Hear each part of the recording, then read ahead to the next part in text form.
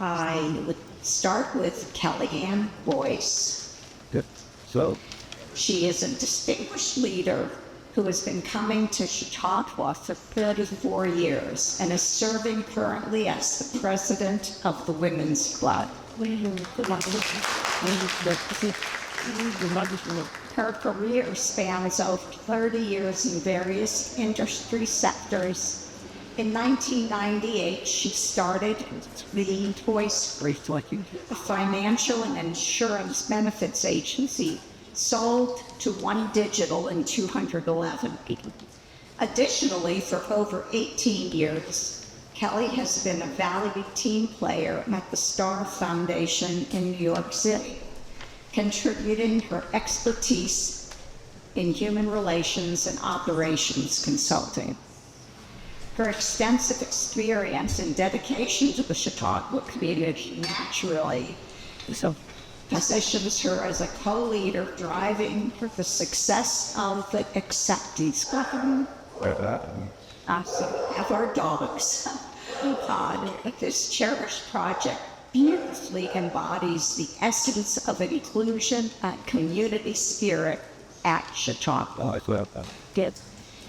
Then we will hear from Dr. Lauren Baines' father, who is the Chief Executive Officer of the Anne Frank Center, USA. She's brought innovation in Holocaust education, emphasizing its potential to promote respect and inclusivity. Dr. Baines Feather began her career in the photo archives of the U.S. Holocaust Memorial Museum, going on to earn her MA at the University of Chicago and her PhD at the University of Texas. She serves on the boards of the Association of Holocaust Organizations and the Council of American Jewish Museums. Next, we'll hear from George Factor. George has been frequently introduced at Carnegie Mellon University as the consummate intrapreneur, ideapreneur, and entrepreneur, having invented more than 10 companies in engineering, healthcare, and educational technology spaces. He's been coming to Chautauqua for over half a century and has applied skills in nonprofit segment of the economy, an example relevant to today's discussion in serving on the Manchester Bidwell Board over 50 years, which has opened a branch in Akka, Israel, where Israeli Jews and Israeli Arabs participate in vocational training together. George serves on the Anne Frank Center Board in New York and has advocated for acceptance gardens like we are discussing today. And finally, Christine Fulton. Christine has a multi-decade career in executive posts at elite universities. She established and headed the Allegheny County Parks Foundation in Pennsylvania, overseeing projects and programs in 9 county parks representing 12,000 acres. She chaired the board of the Green Building Alliance and serves on the board of WQED, Pittsburgh's public media organization. She's a board member of the Chautauqua Bird, Tree, and Garden Club, and she provides volunteer leadership for the Acceptance Garden over the past 2 years. Please welcome them, and we're going to hear a wonderful thing about the Acceptance Garden. Thank you. First time I'm lifting the mic.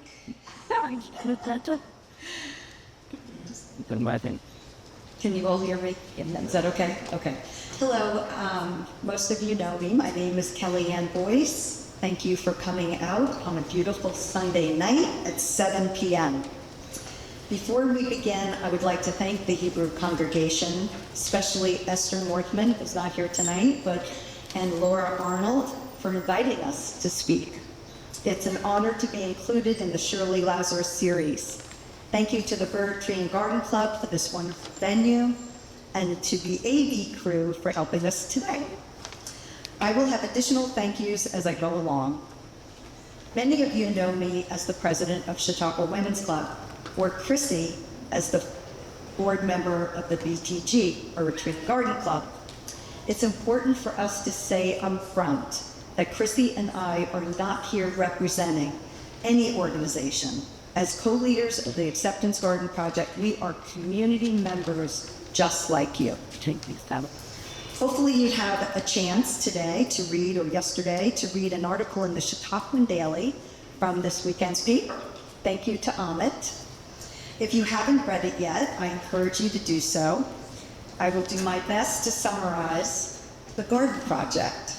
Then next, Lauren and George will talk about the Anne Frank Connection, the Chestnut Tree Sapling Program, and Chrissy will show a visual of where the garden will be located, including a couple of conceptual drawings for you to see, hopefully on the screen.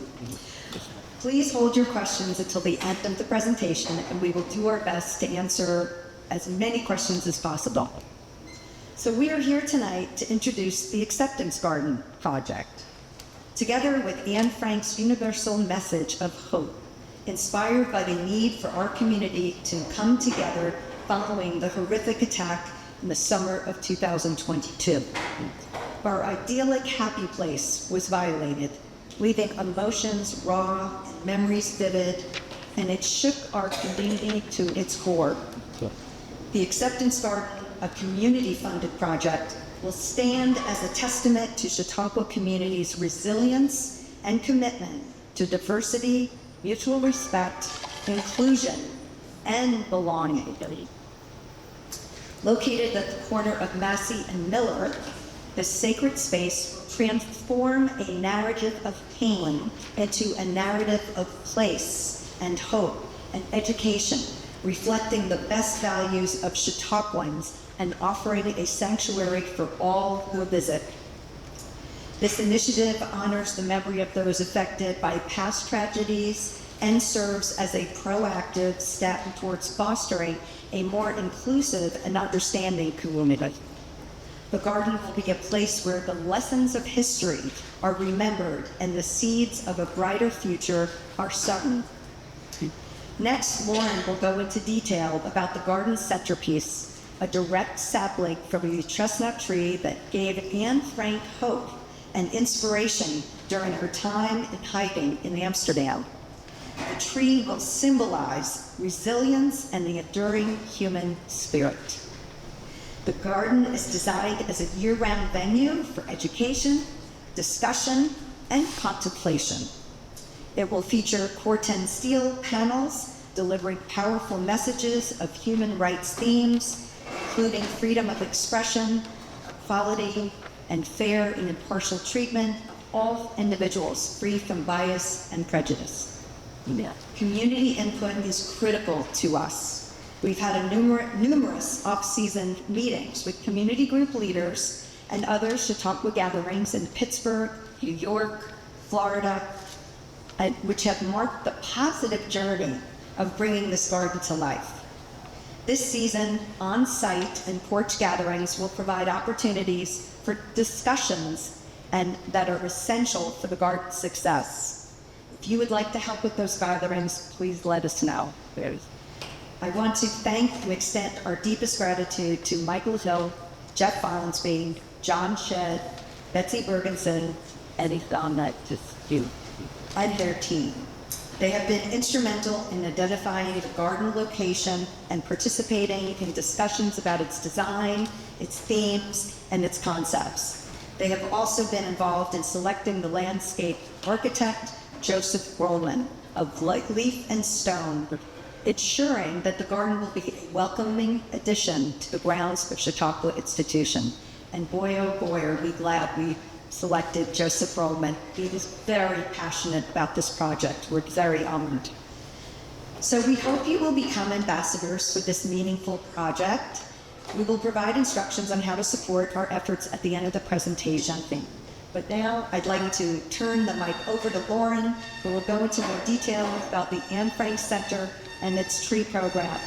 Thank you.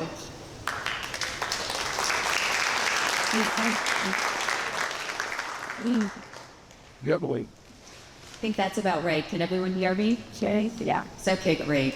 Thank you so very much for having me. And I want to thank my hosts, George and Chrissy and Kelly, and all of the work that you've been doing on this project. I am, as you've heard, the CEO of Anne Frank Center USA. But this project would have been interesting to me regardless because of something that happened earlier. And I know there are people in this auditorium now who have a connection to this. I live in a community that experienced a horrific act of violence when 11 beloved community members were murdered at the Tree of Life building. And I'm looking around now, I know there's a strong Chautauqua-Pittsburgh connection. So if you would just raise your hand if you have a Pittsburgh connection. So I don't need to tell you. So you're from there, or I talk to people who were there at the time of the shooting but are not from there. And it connects me to you because of what happened here. As the then executive director of the Holocaust Center of Pittsburgh, which was my previous job, I worked on the ground in Pittsburgh in the immediate aftermath of that shooting to ensure that community members had support, companionship, that we provided opportunities to convene and be together, and above all, that we would not lose hope, that we would remain hopeful. And Anne Frank is perhaps best known for remaining hopeful in the face of terrible circumstances. She was born on June 12, 1929 in Frankfurt, Germany. She would be 95 years old today. And I always emphasize that because we all know people who are 95. She could still be with us. She could still be with us. Students, upon learning about the Holocaust for the first time, often ask, why didn't the Jews just leave? Then they always say just leave in a dismissive kind of way. The Frank family is an exception. But they did leave, right? They were an assimilated German Jewish family established in Frankfurt. They fled in the first year of Nazi rule in 1933, and they went to the Netherlands where they believed they would be safe, and had reason to believe that. But in 1942, the Frank family was forced into hiding after being rejected for visas to enter the United States. Anne, her sister Margot, and parents Edith and Otto, along with 4 others in hiding with them, the von Peltz family, and Fritz Pfeffer, who was the dentist who came into hiding with them. They spent over 2 years hiding in an annex of rooms in Amsterdam. And many of you know this, but some people don't really know the details of the Anne Frank story, so I always like to share it. Thus, it was a remarkable story of a family who really did whatever they could to survive in those years. They were captured on August 4th, 1944. So exactly 80 years ago today.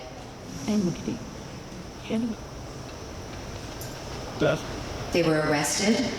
They were sent to the Dutch transit camp of Westerbork, and from there they were deported on the last train to leave Westerbork for Auschwitz. And I emphasize these things because it's tragedy upon tragedy, and the more I learn about it, the more I just cannot believe. So not 7 months after they were caught and deported, Anne and Margot both died from typhus in Bergen-Belsen, the concentration camp in Germany. And of the 8 people in hiding, Otto Frank was the sole survivor.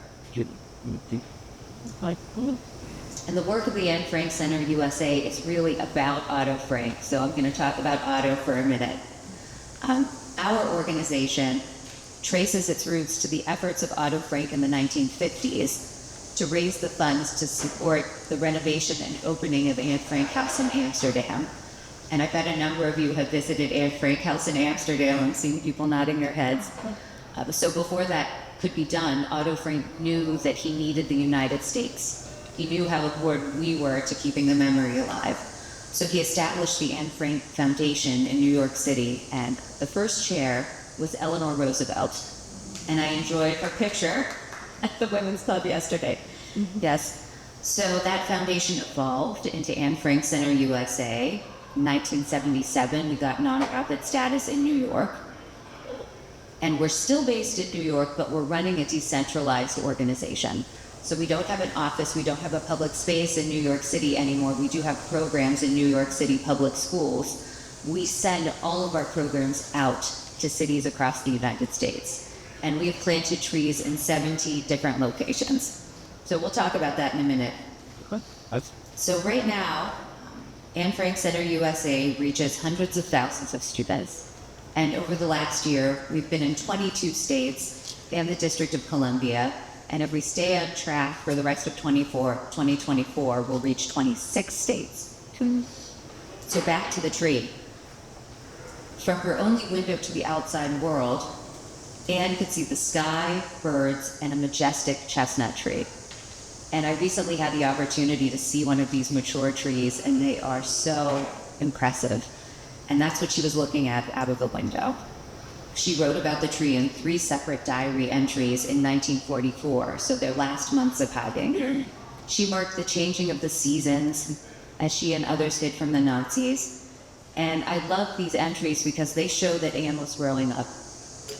Right? She was 13 when they went into hiding. She was 15 when they were discovered. And it's really that evolution in her life, that maturing, that makes her story so relatable to the billions of people around the world who have read Anne Frank's diary in 70 different languages. So I'll share some of her writing about the tree. In February of 1944, she's in the attic with Peter, her love interest. She says, the two of us looked out at the blue sky, the bare chestnut tree glistening with dew, the seagulls and other birds glinting with silver as they swooped through the air, and we were so moved and entranced that they couldn't speak. They can't go outside. So they're looking out of the window, and this is what they saw, and this gave her hope. She wrote, April is glorious, not too hot and not too cold, with occasional light showers. Our chestnut tree is in leaf, and here and there you can already see a few small blossoms. So she could see time passing by looking at this tree. The final entry from May of 1944 about the tree.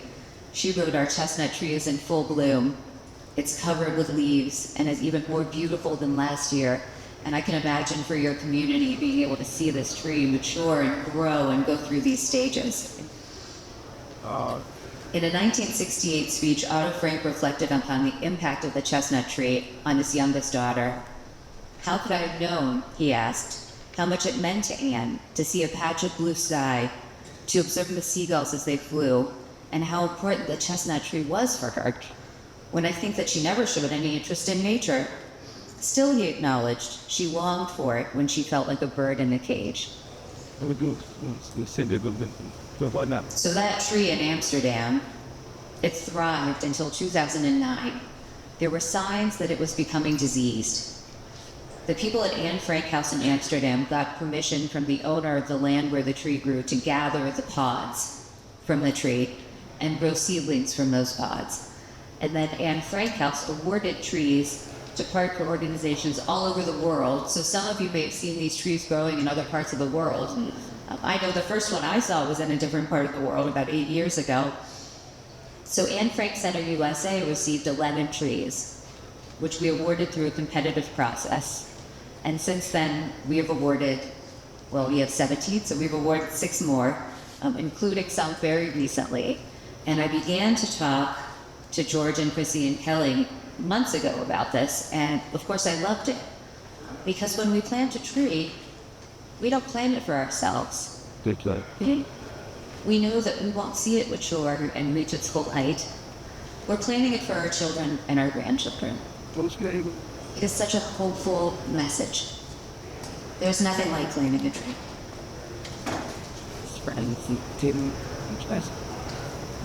So as I mentioned to you all at the beginning of my remarks, I live in a community that experienced a deadly mass shooting, and that memory is with me all the time. I wish that it weren't. It really is with me all the time. The part of that day and the weeks that followed that I want everyone to remember is the way that the community responded on that horrible day. And many of you will remember that millions of people across the world responded to that act of hate with love. And inside Pittsburgh, everyone felt that as an attack. whether they were Jewish, Muslim, whatever community they came from. They came forward to support the Jewish community. That's right. And that's the memory I have of the power of community, of not seeing difference, of seeing all the ways that we are similar and not the things that could divide us. You know, we need to remember that. And that is what's happening with this project here at Chautauqua. This project, this acceptance garden, shows the power of this community and how moved you are to respond to be with love. I mean, to be a space that is inclusive, where everyone belongs, where you don't see difference, and where you remain hopeful, as Anne Frank did. And I want to read one more quote from Anne. She wrote, "It's not just my imagination. Looking at the sky, the clouds, the moon, and the stars really does make me feel calm and hopeful. Nature makes me feel humble and ready to face every blow with courage." The power of nature. I hope that all visitors to this acceptance garden and Anne Frank Legacy Project at Chautauqua will take the same comfort, inspiration, and courage that Anne Frank did. And I want to thank you all for welcoming me to your beautiful, amazing community. Thank you all so much, and thank you for your attention and interest in building this treasure together.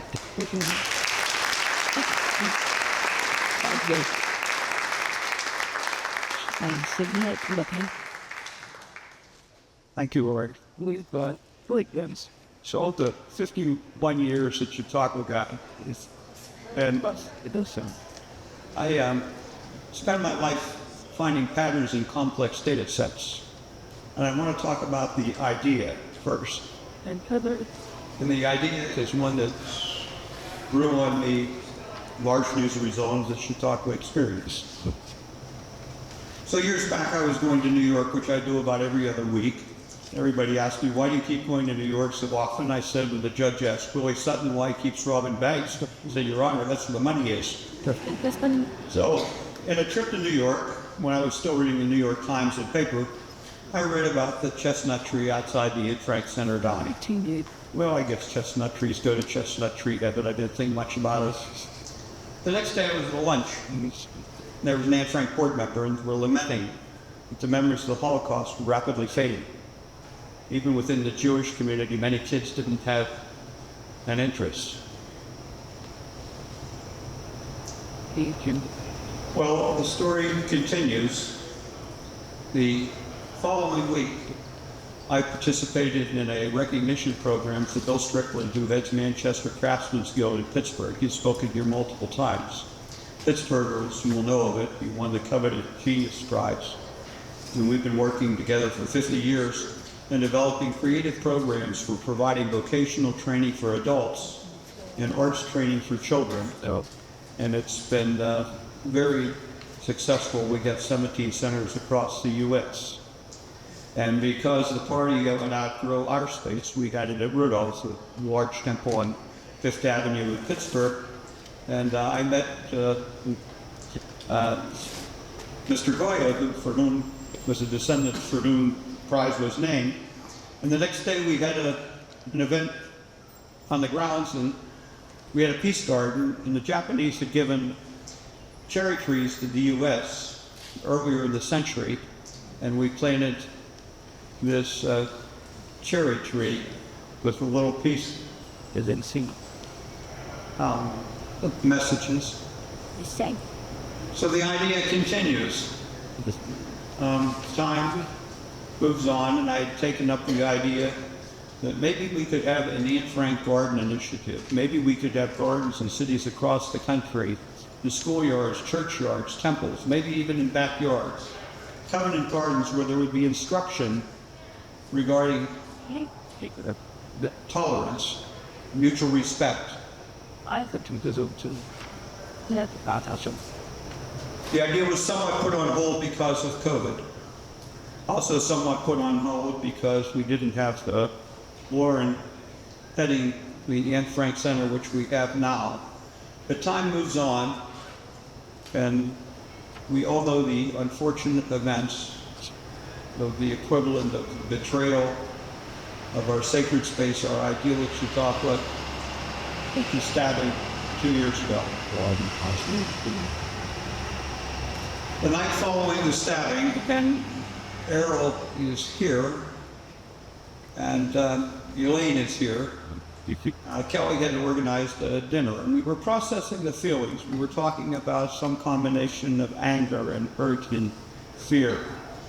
The emptiness that we all felt. To look at the Hall of Philosophy and see the TV news stations from Japan, from Germany, from the BBC, to see people running around here with guns. And that was a night that changed my life. Because Errol and Elaine said, we know those feelings. We're Black Americans. You know the feelings we're feeling tonight? I felt these identical feelings 6 weeks ago in a Buffalo shooting when somebody went into a grocery store and shot people because they were black. So I know those feelings when I pick up the newspaper and I read about gunmen on the back of a truck shooting a jogger.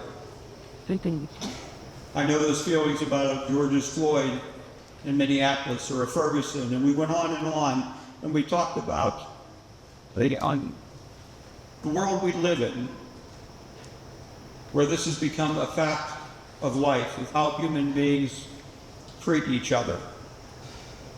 That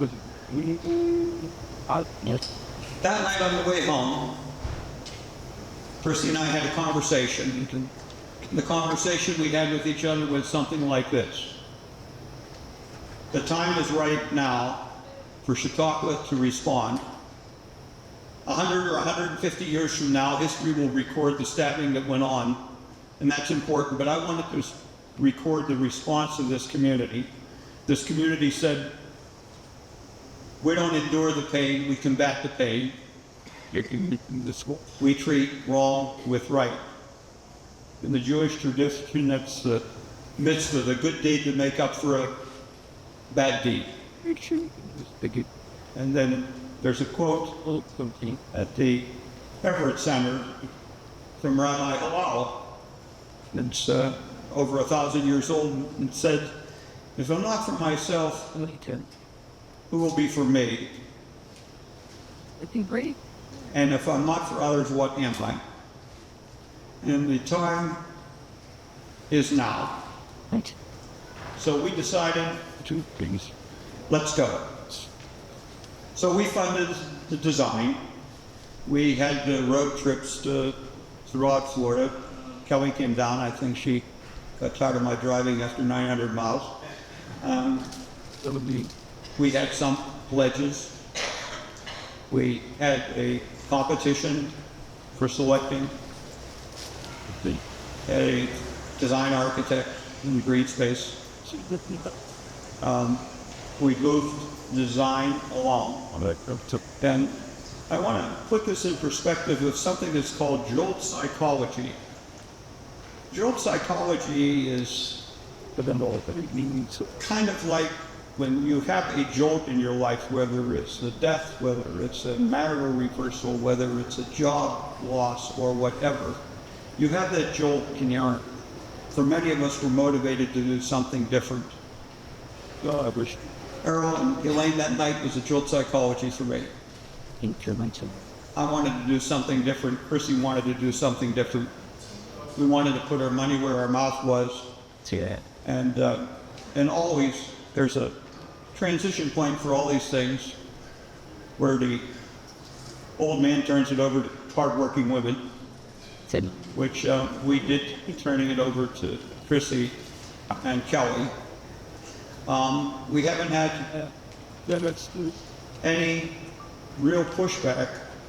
It's like Chautauqua, if you ask 8 people for ideas regarding a design, you're sure to get 16 answers. And but nobody has said that it was a bad idea. But ideas have to be surrounded by resources.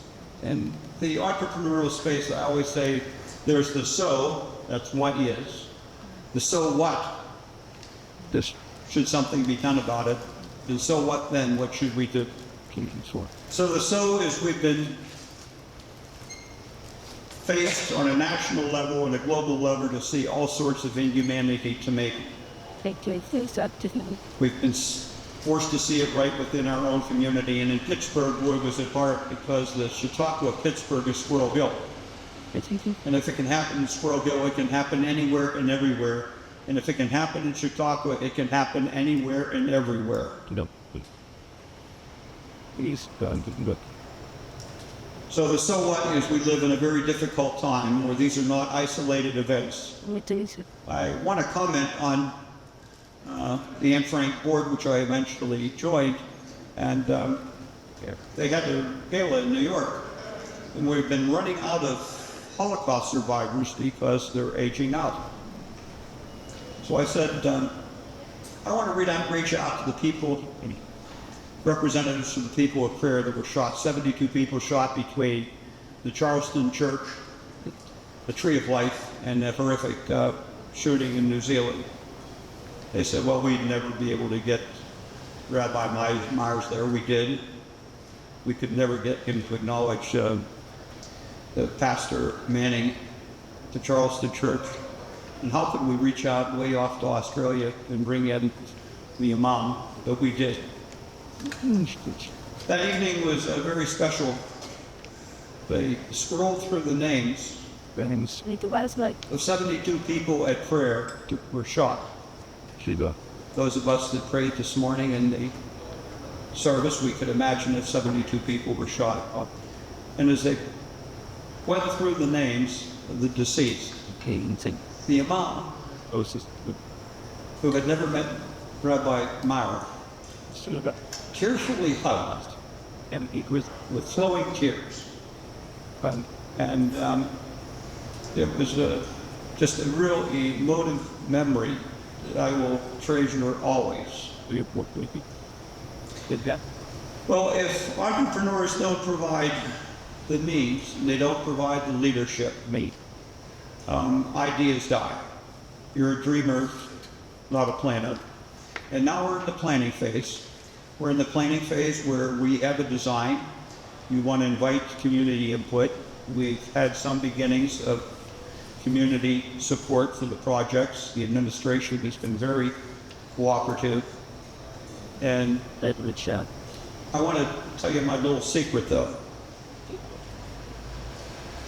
100 years ago, there were several hundred daughter Chautauquas that are at institutions much like this around the country. There were other circuit Chautauquas that numbered in the thousands. And 100 years ago, 45 million people were exposed to a Chautauqua. Now, why do I say this? Because the design that we're going to select, the programs that we're going to conduct, the 100,000 people that walk through those gates and pass that and they say, here is a sign, I'm welcome, I belong here. When you go home, you're going to take that idea. We're hoping in the Highland Park, Michigans, and the Great Neck, New Yorks, and the White Plains, and all these other places, that we will have acceptance gardens. And the key is acceptance. Emphasis certainly on racism, certainly on anti-Semitism, certainly on gay issues. But just as Chautauqua went viral, in a good way, 150 years ago, I'm hoping that in my lifetime, we can see hundreds of acceptance gardens across the country modeled after what we're doing right here, right now. And I'll go back to the framed sentence at the Everett Center. If not now, when? Thank you very much.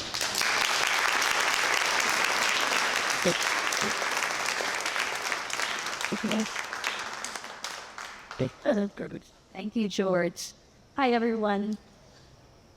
Following George's inspirational talk, I'd like to tell you a little bit about the garden design. the conceptual design, and I think everybody received a handout, right? If anybody needs one, raise your hand. Are there any left hands? So we'll get you those, but I'm going to just put it on the screen so everyone can see. I'm going to show you where the garden will be and some conceptual plans. So,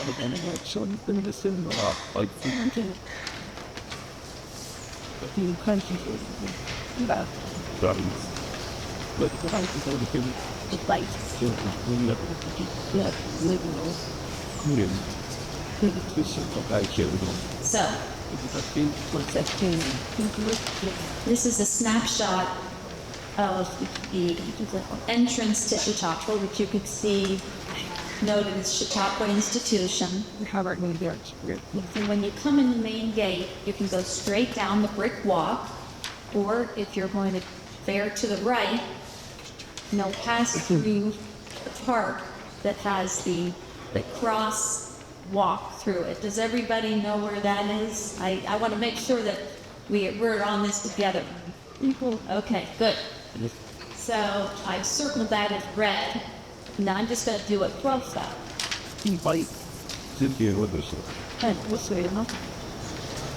So now you can see the park. It's on Massey and Center and Miller. And there are 4 quadrants in this park. And one of those quadrants will be developed as the acceptance garden. And you can see it's in a green patch affair. So as George noted, it's a welcoming garden. And you really do, when you come into the Institute, you walk through that if you're sort of taking a shortcut to the AMP, like we always do, to make sure to make it on time for the morning lecture. So it really is an ideal location. And we worked with John Shedd to identify what would be a place here that has a lot of traffic, that we'd want exposure. So this is where it will be. And I'm going to show you a couple of the conceptual designs. And what is a conceptual design? Well, as Kelly noted, Joe Rollman is the landscape architect for this project. He has worked in Chautauqua on some other projects here. And he has created these images. These are concepts. So this is not a complete design. It's not a done deal. It's a conceptual start for what we want this garden to look like. And that's why we're showing it to you at this early stage, so we can get some feedback. So, the images that I'll show are the images that you have on your sheet. But a couple specific points that I'd like to make. You can see that this is the park area, one quadrant of that park. And you enter, and there's a sidewalk. Currently, there's a hedge around that park. But that hedge comes down, and you see the gray sidewalk, and there are curved paths. So the curved paths are in opposition to what's there now, which is an X. You walk through, you get through as fast as you can. With a curved path, you meander through. And you can see that the curved path takes you to a center core. On this image, it's in yellow and black, and you'll say, well, what is that yellow and black? Well, that's a symbol. Those are pavers. And again, I'll say that this is a concept, but that circle area or that oval area becomes the center meeting place in the garden. And there's seating around that, so it becomes the venue for discussion, or venue for classes to meet, or for music to be played, or presentations to be made. But it's not that big, and many of you know this space. It's quite an intimate space, but we believe that it would support about 20 people or so. In addition to the center core for group programs, there will be benches for individuals or a couple folks to sit and chat. But the idea is that it's open to all. All are welcome here. So you'll see the path meanders around, and then you can be on your way to the AMP or to the library or wherever it is that you're going. But this is a wonderful way to enter. And I'm going to switch to the next slide. Wait.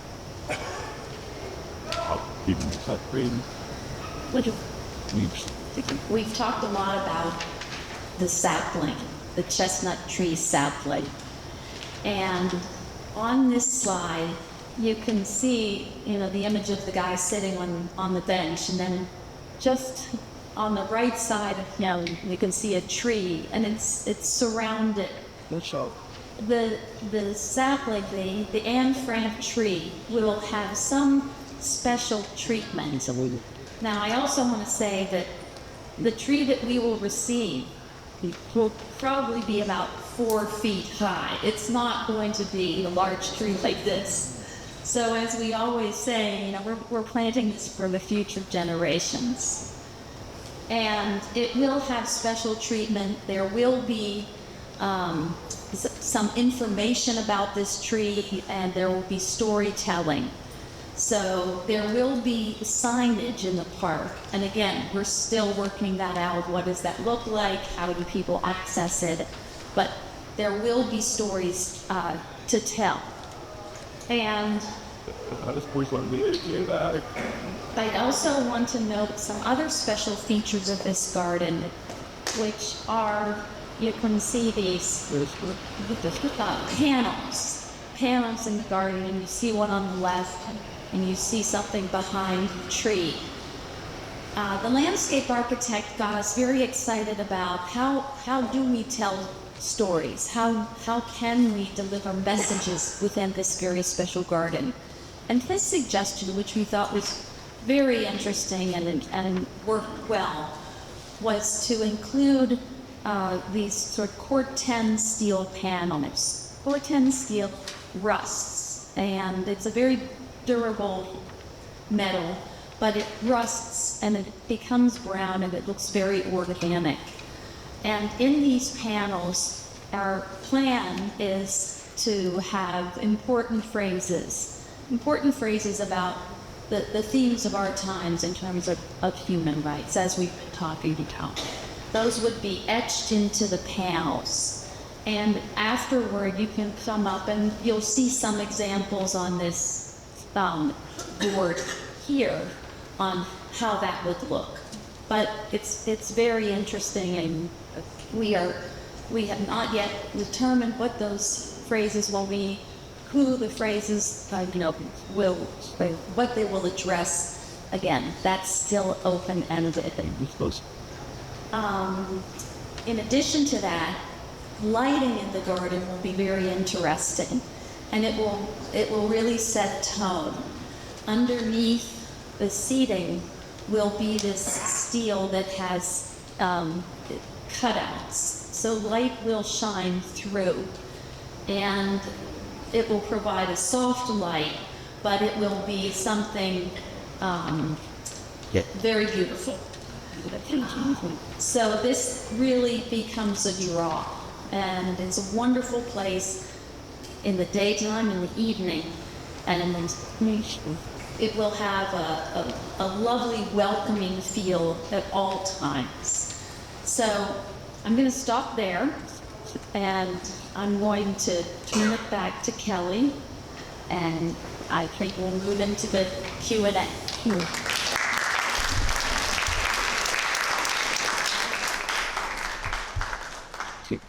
I'm director of questions. So we're just going to open it to questions.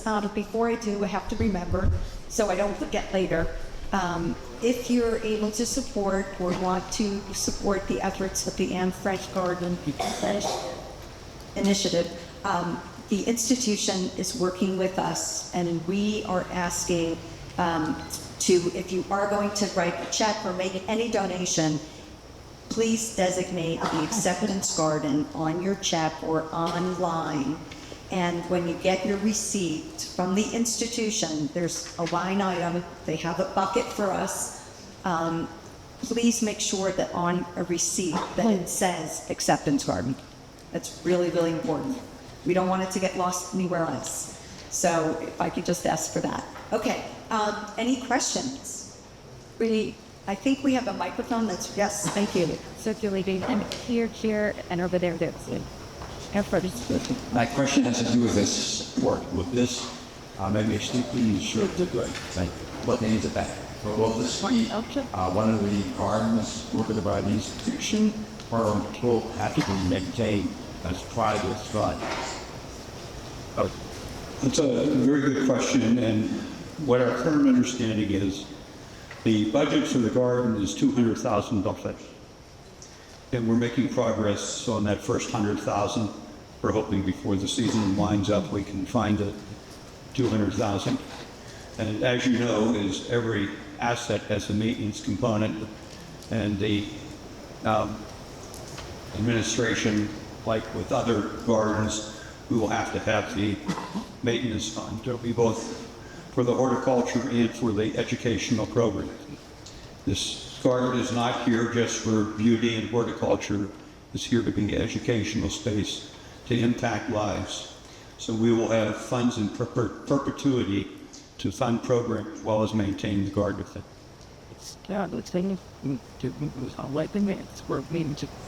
My question refers to what you said, George, your ultimate hope. This is a model for similar things in other places. So, given that less than 1% of the population of North America is within an hour's drive of Chautauqua, and that our society creates gathering places, whether that's Las Vegas, the Olympics to be held in the United States in 10 years, sports arenas.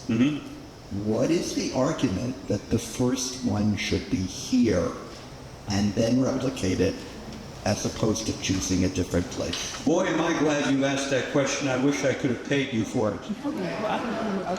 Thank you for asking it. So you're right.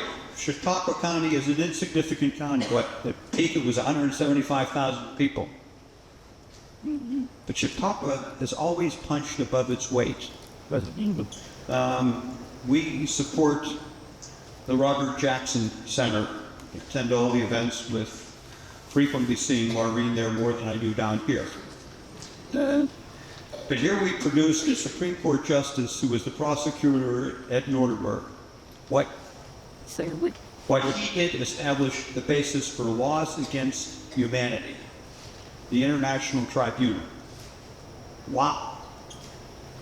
From this insignificant county, we produced Robert Jackson.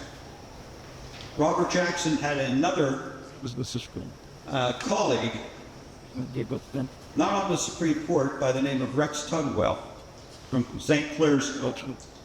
Rex Tugwell was the architect of all of the New Deal legislation. It was Rex Tugwell that explained the bomb to Truman. And later on I can tell you stories about Rex Tugwell. But I often said, how can a county like this produce statesmen like Robert Jackson and Rex Tugwell? You know what? Both of their families were lifelong Chautauquans. And the lessons that we learn, the lectures we hear, the conversations we have when we cross the paths, these are questions that influence us lifelong. And for many of us, what we learn is a call to action.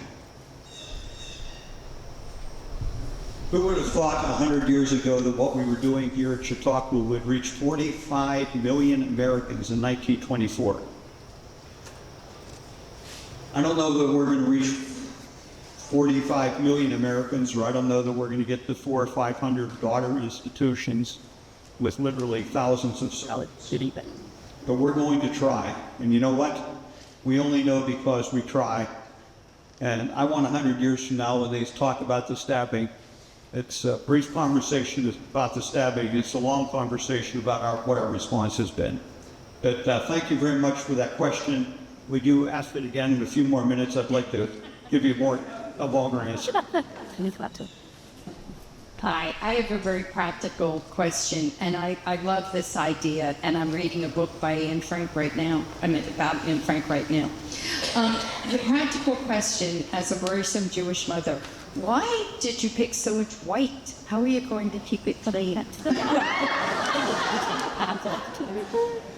I'm clearly going to let somebody else answer that one. You're talking to the white in the center door. So, again, this is a concept, and there would be pavers there, and it would so pavers are stones. This is what the architect picked. This is not necessarily what we're going to line up with, and it would likely change as the pavers on the pathways may change and the plant material may change. It won't look so standardized. So, does that answer your question? Okay, great. Who's that? Oh, okay, we're over here. Yes. Hi, if this is inside the gates, do people have to pay to come in to the garden to enjoy it? What is worth? Yeah. As of that. Does anybody from the institution want to handle that? Not on Sundays. And all year round, outside the season, anybody can come in. But we don't also have 45-minute passes for people to come to the post office and stuff like that. So every single visitor is going to basically learn to walk past here. So that's one answer. The second answer, I think, is much more intentional use of this space with intentional educational programming. So for those of you who don't know, I was a college dean right before I took this job. And I have lots of young people who are teachers all over this country who are calling me freaked out because they can't teach slavery, they can't teach about Holocaust because all those books are being banned. And so in my mind, there's the accidental visitor, but more importantly, we hope that with the great work that is happening, the Holocaust Writing Awareness Program that is very strongly supported by the Hebrew congregation here, happening in Chautauqua County schools, that there will be much more intentional folks coming and not just walking by and saying, oh, that's a nice coffee.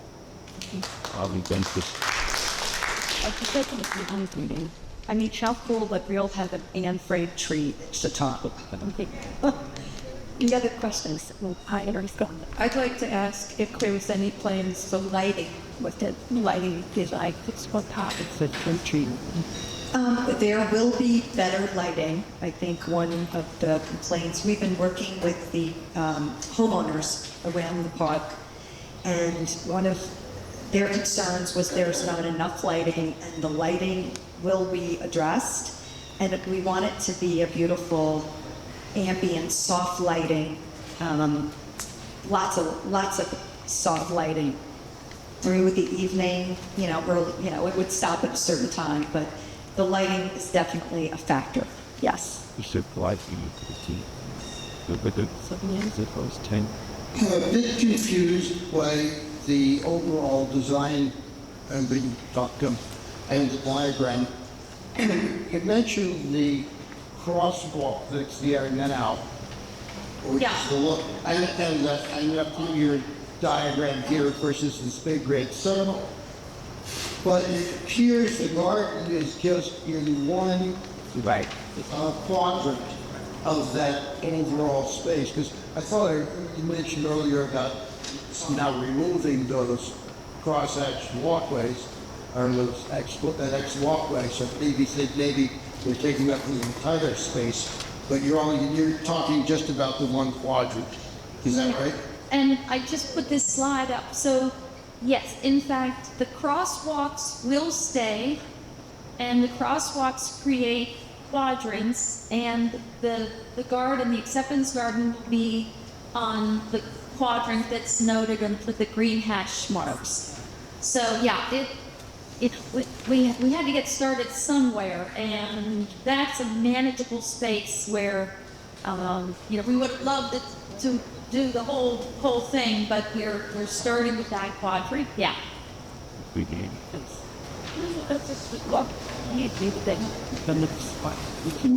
Will you need to raise the full 200,000 plus maintenance and education fund before you can commence?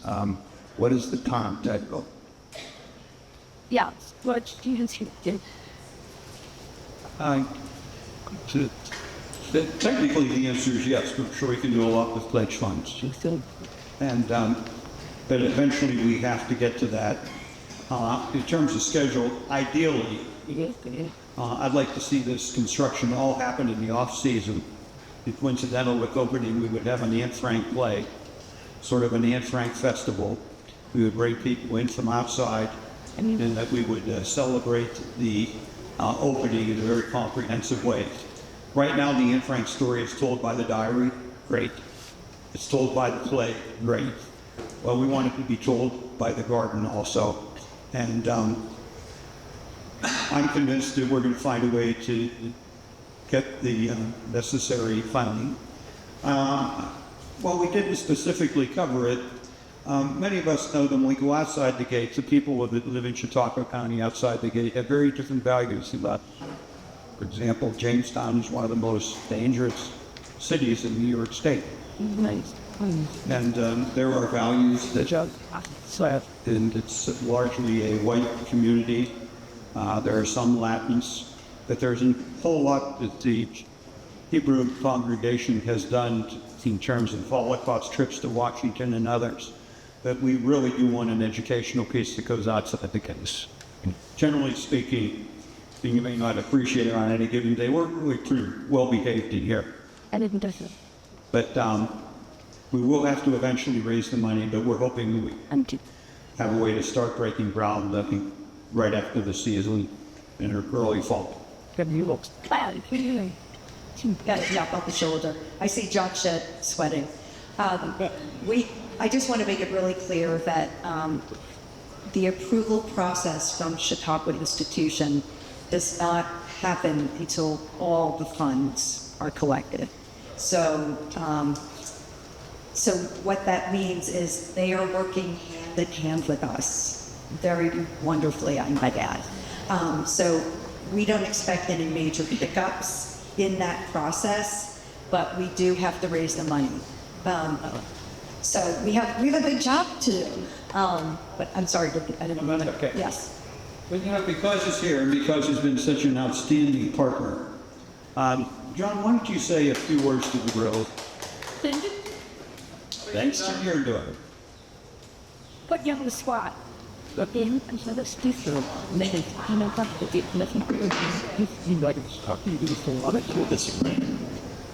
you. Thank you for all you've done.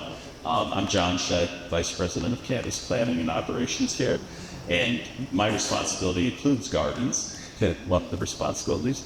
And when this idea was brought to the institution, it just was a no-brainer. We knew that this was something that at least the staff was very much behind. Our executive staff was interested. We've exposed the executive staff. We've had some very informal conversations with board members.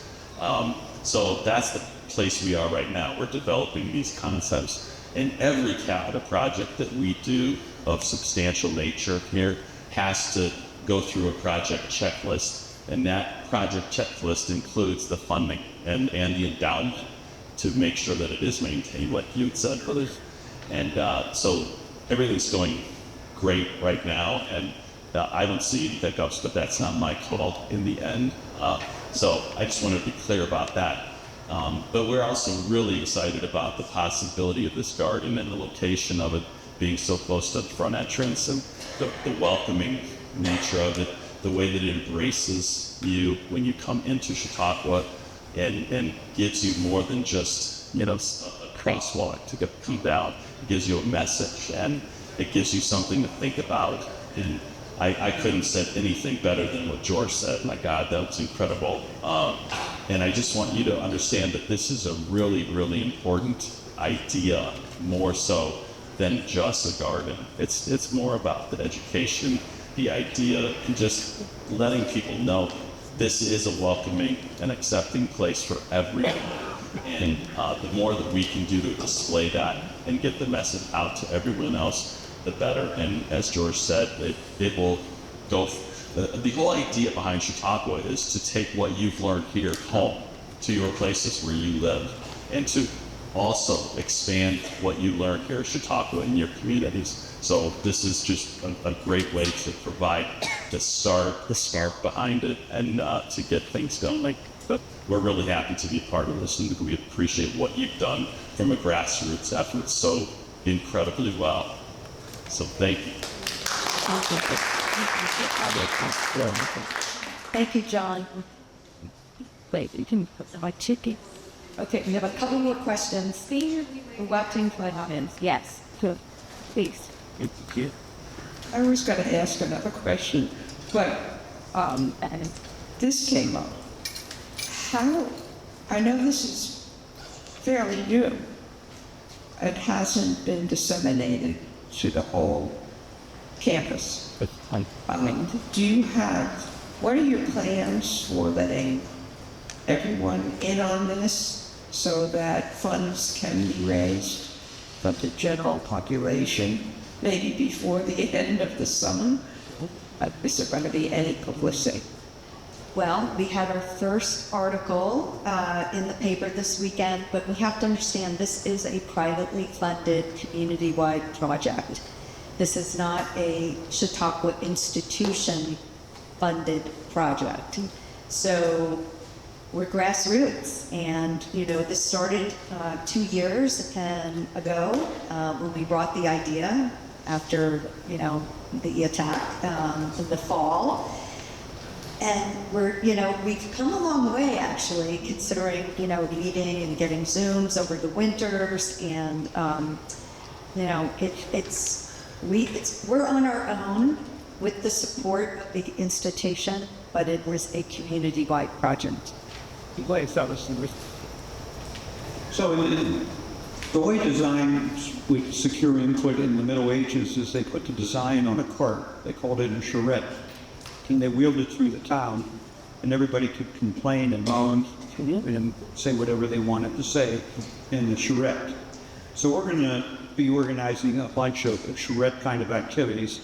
And if we have your email, we're going to incrementally share with you how this is going. We want your input. We've had some excellent input, like input of saying, yes, we have to have the messages regarding the human rights, but we also need QR codes that'll connect people to their phones, and it will explain it and will be more educational and offensive.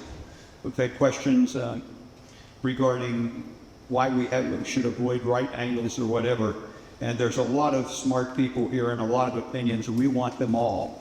And we're going to have all sorts of ways for you to input this process, regardless of the funding. As far as we're concerned, if you're in the audience tonight and you walk through the gates, whether it's on Sunday or whether it's on a seasonal pass, you have a contribution to make, intellectual or otherwise. We want to hear from you. Yes, that's them. Yes. But I wanted to say how I reacted so positively to the visual proposal, and also draw your attention to something that reminds me of Richard Serra's very large walls. If you think of them and how they curve around and feel very embracing, I think it's a wonderful aspect of this. And if I understood correctly, you were going to have different statements on that? Yeah, but the material itself is so very imposing that I think it adds so much to this. I reacted so positively from an artistic point of view. Well, thank you. And this proves it's a talk audience because your description of it was identical to the landscape architects. These are the exact same words. Yeah. To your point about Richard Serra, when this Corten steel was, idea was brought up to us, I have to say, Chrissy and I were like, oh, okay, But then I happened to be in the Guggenheim in Valbo this spring, in April, and I was at Richard Serra's largest exhibit of Corten steel, and I thought, okay, this is a sign. So from there, it's history, but the work is beautiful, the feel of it is beautiful. So thank you for commenting, because I was just wowed. Thank you. I want to just say one thing. Well, I've had the mic all this time, so now I'm going to add one more thing. We've been talking about education, and we haven't really elaborated about how that happens. It's an ideal, and we all want it. So I didn't fill in too many blanks about what other work Anne Frank Center USA does, but we do theatrical performances. We put artists in schools, and these are all programs that go out from New York City to the rest of the country. So by putting a tree here from Anne Frank Center USA, we established that kind of reciprocity, that kind of relationship. That means that we want people to have the educational content we develop with the garden, but there are also opportunities to come to the schools through the work that the Hebrew congregation does, which I learned a lot about yesterday. It's so impressive and wonderful. So this is the beginning of that relationship with Anne Frank Center USA and the richness of our existing programs, which we can bring to this area and which we would love to bring to this area.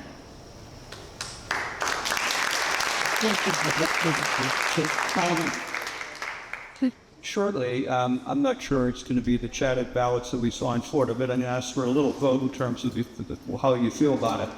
But Harold and Elaine, you were the jolt that inspired us.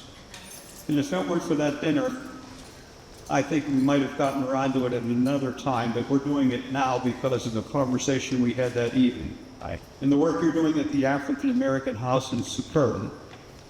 The important conversations that you have, open houses that you have, the way you deal frankly and forthrightly with all the issues is very much appreciated. If there were anything, and I don't want to put you on the spot on your birthday, he's turning 80. You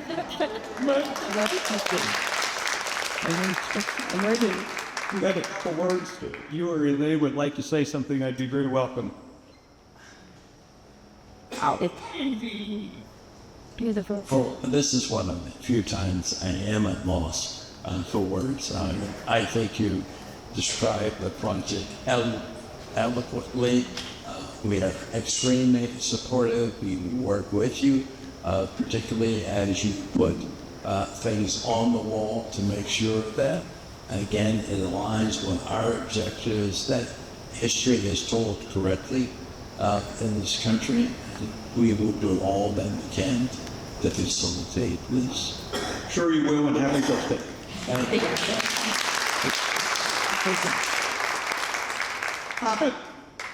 Comment?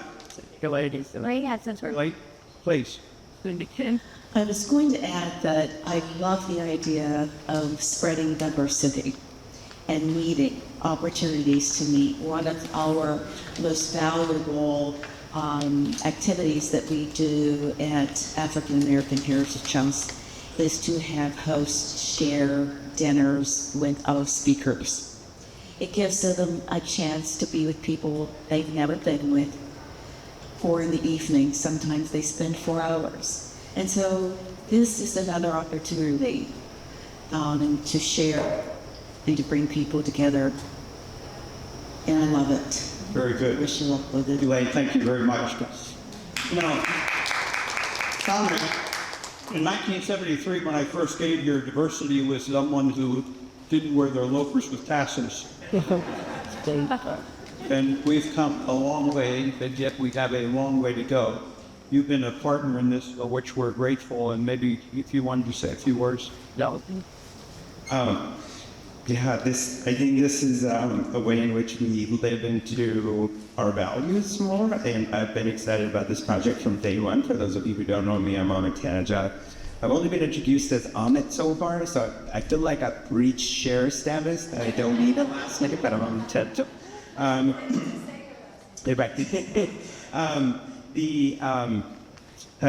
This is a great opportunity for me. I think there's the education piece I get excited about.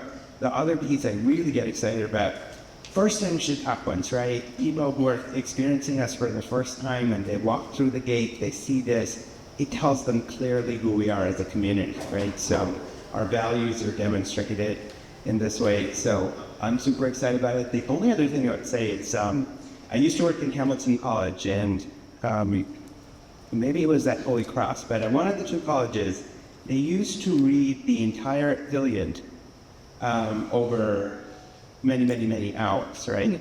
So I've been thinking about like, what do we do at this space? So one idea that I was getting excited about, what if every week we read part of Anne Train's diary in the public space? Anybody can come and take the mic, right? So ideas like that, get me excited. So this is not just a space, it's not just a program. It can come together to be something much bigger that becomes part of Chautauqua and our tradition. So yeah, thank you. I'm super excited about that.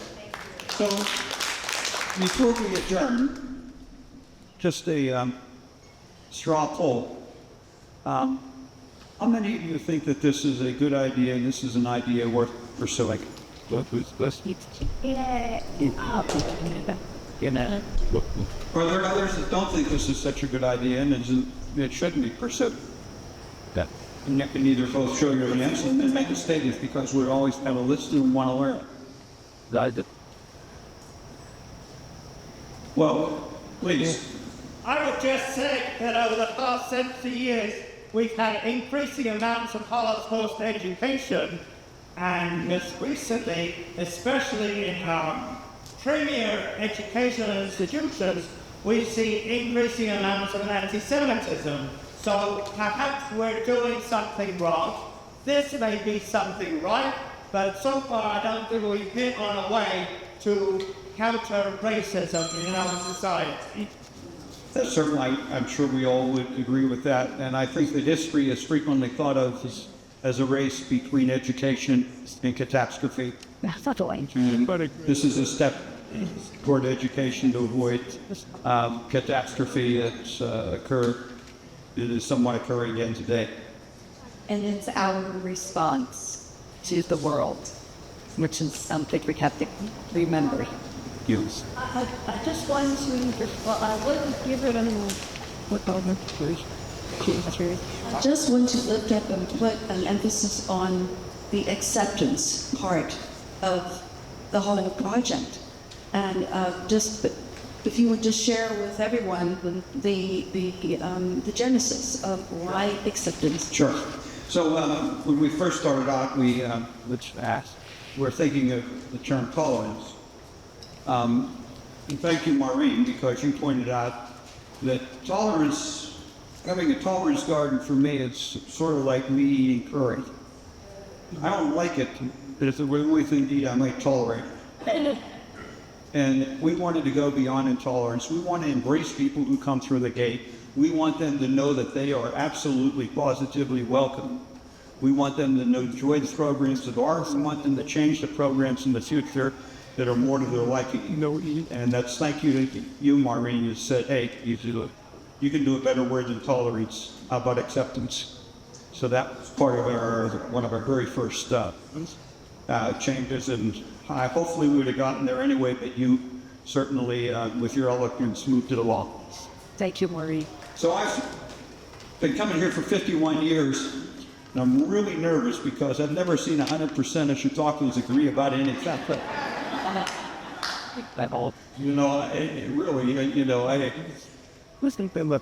100%, I think that that is an exceptional sign of support.